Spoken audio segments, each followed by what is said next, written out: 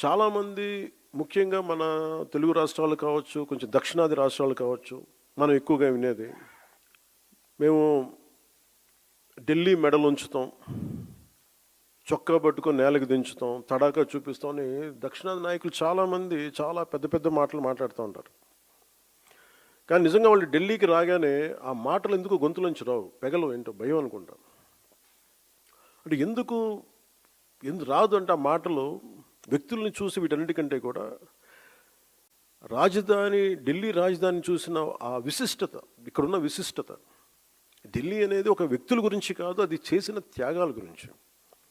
140 కోట్ల మంది ప్రజలను సురక్షితంగా ఉంచడానికి, పరిపాలించడానికి నిరంతరం పోరాడుతున్న ఎన్నో నిబద్ధత కలిగిన సంస్థలు, అది న్యాయ వ్యవస్థలు కావచ్చు, రాజకీయ వ్యవస్థలు కావచ్చు, అడ్మినిస్ట్రేటివ్ వ్యవస్థలు కావచ్చు, డిఫెన్స్ వ్యవస్థలు కావచ్చు, ఇవన్నీ దగ్గరుండి చూసినప్పుడు మనకు అలాంటి మాటలు పెగలవు. తమ ప్రాంతాల్లో, మన రాష్ట్రాల్లో ఉండి పెద్ద పెద్ద మాట్లాడే నాయకులందరూ కూడా ఇక్కడికి వచ్చినప్పుడు ఢిల్లీ తాలూకు ఈ గాఢతను చూసిన తర్వాత ఈ దేశం యొక్క సమగ్రతని అర్థం చేసుకుంటారు. మీరు ఇండియా గేట్కి వెళ్తే ఈ దేశాన్ని ఏకతాటిపై ఉంచడానికి సైనికులు చేసిన త్యాగాలు మనకు అర్థమవుతాయి.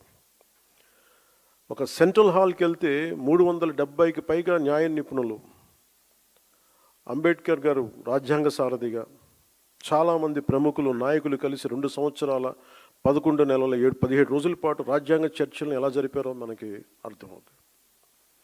విభజన సమయంలో దాదాపు 2 కోట్ల మంది ప్రజలు నిర్వాసితులయ్యారు.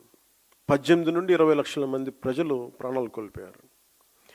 మనం ఢిల్లీని తాకినప్పుడల్లా మనకి ఈ విషయాలని మనసులోకి స్ఫురణలోకి వస్తాయి.